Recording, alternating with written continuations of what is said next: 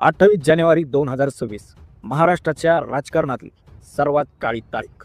उपमुख्यमंत्री अजित पवार यांचं विमान कोसळलं आणि संपूर्ण महाराष्ट्र हा हादरला. पण हे फक्त एक विमान अपघात होता की सत्तेच्या सारेपाठावर रचलेला एक भयंकर कट होता? नमस्कार मित्रांनो, मी सागर जगताप आणि तुम्ही पाहत आहात ग्लोबल मराठी न्यूज चॅनल.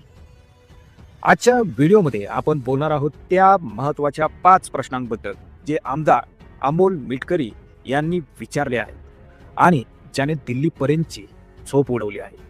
विमानात 6 प्रवासी होते, तर मग 6वा प्रवासी कोण होता?